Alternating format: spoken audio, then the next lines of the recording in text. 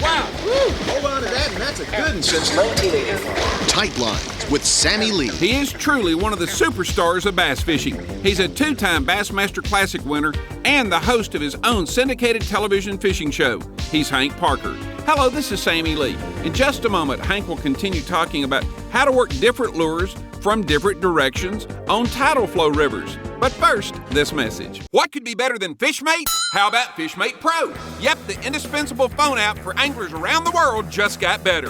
FishMate Pro has all the features of the original, but now, along with best fishing times and weather conditions, you get color weather radar and a barometric pressure chart. Along with a page to display the big ones you've caught, FishMate Pro can mark the spots with GPS coordinates. And now available for Droids and Nexus 2. Upgrade your FishMate today or look for FishMate Pro online in the iTunes Store or at fishmateapp.com. When Hank Parker won the 1983 BASS Super Bass Tournament on the St. Johns River in Central Florida, he did it by running a long distance and fishing different sizes of spinnerbaits depending on the tidal flow of the river. And as Hank told us last time, he could catch bigger bass by fishing a large-bladed spinnerbait on an incoming high tide while he caught smaller fish on the outgoing low tide. And Hank explained further. Consistently, you catch a bigger grade and a better grade of fish using a bigger bait. And when the tide was up and I had wind, I was fishing eelgrass. That allowed me to get that number 6 willow leaf through that eelgrass without hanging up. But now if the tide was low, the eelgrass was too thick and I couldn't fish my big bait.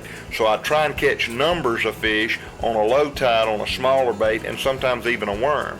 But when the tide got to the point that I could fish that big bait, then I would turn my boat, get on the inside, throw out and bring the bait with the current, with the incoming tide, and run it through the real thick grass, and that enabled me to catch those 4 and 5 pounders that I needed to bump my string to help me win the tournament.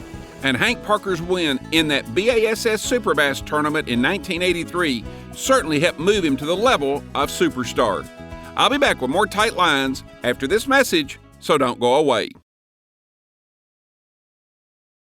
Is it necessary to run long distances to catch bass in a tournament? Well, some anglers say yes, while other anglers say no. Well, that's a topic that Hank Parker will discuss next time, so I hope you'll join us.